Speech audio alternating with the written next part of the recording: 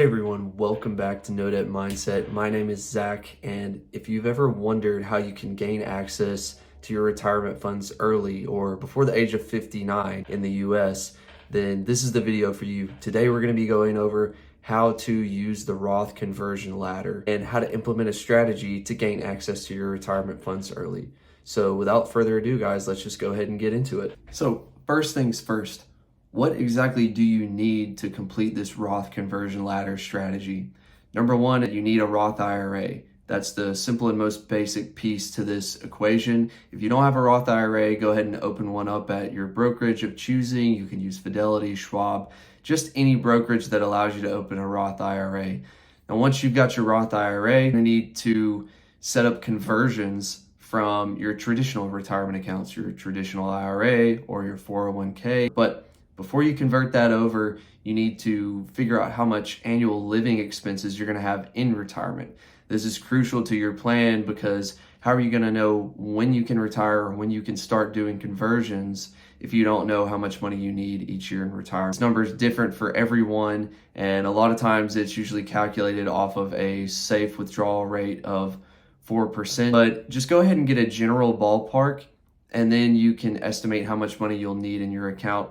And I'll include more details on the safe withdrawal rate down in the description below. But once you got your annual living expenses, you can then pick an age that you think you're gonna reach the amount of money you need to retire.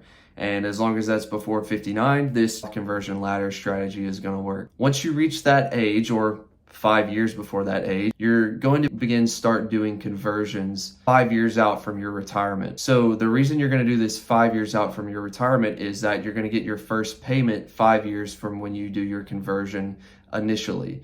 So let's say your annual living expenses are going to be $50,000 in retirement and you want to retire at 45. That's when you think you'll hit a good number.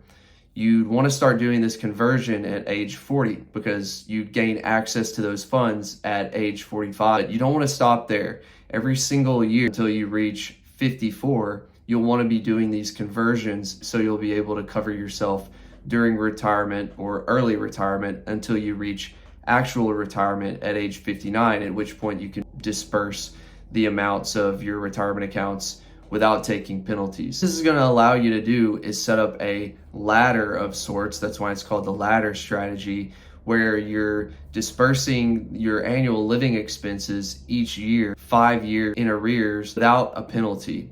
And this is really powerful because converting traditional 401k or converting traditional IRA funds into Roth IRA accounts and then waiting 5 years doesn't incur any penalties other than income taxes that you would take on them otherwise.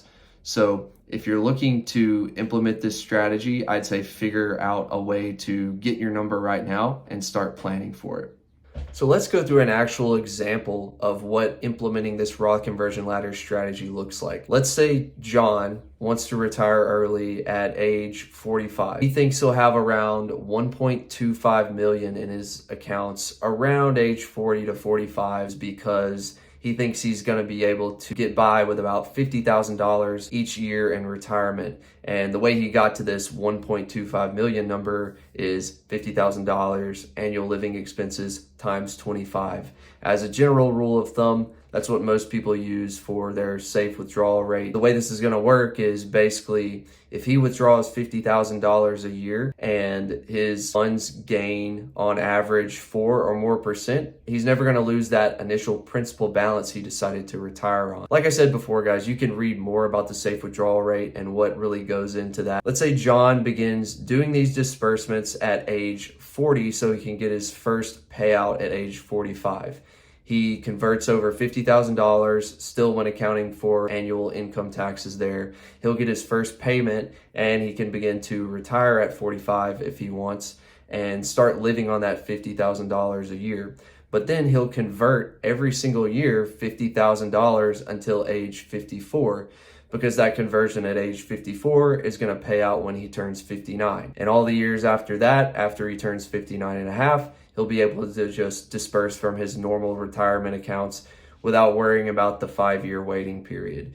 So John's effectively going to be able to retire at age 45 instead of 59 and still get those disbursements without paying the 10% early penalty. This is more of a risky scenario. Number one, you don't have as much time to save up. If you are really good at saving, you have taxable accounts, this can be a good strategy. You just want to make sure that you truly are ready to delve into retirement. There are a lot of things that can come up that you might not think about, like healthcare expenses, but this is definitely an effective strategy for those in the financial independence, retire early community that want to retire early, maybe explore a passion or something like that. I suggest not leaving work completely. Figuring out something to do to make some kind of supplemental income is probably a good idea. But if you're just ready to leave the 9 to 5 and you want to do it early, this is a really good strategy to employ. That being said, this isn't the only way to retire early. A lot of folks who make a lot of income will just take out a taxable brokerage account and start putting money into that really early and use that as what's called a bridge account until they get to their actual retirement age of 59. And that's a way you can retire early as well. Now, this is really tough to do sometimes because, like I said earlier, it really only applies to high income earners or folks that can live on a low annual living expense. In order to employ this strategy, you really just need to figure out how much you can live on per year and what your retirement number is and how quickly you can get to that. So if you're somebody who doesn't make a crazy amount of money, but you think you can live on a relatively low amount of expenses per year, go for it. And I think this strategy works really well for singles too, because you're not going to have any dependent or spouses that you're going to have to worry about. It's really just going to be your expenses and your expenses only. But with that being said, guys, that's going to wrap up this video. Really appreciate you guys giving it a watch. Please like, subscribe, and comment if you want to see more content. Thanks.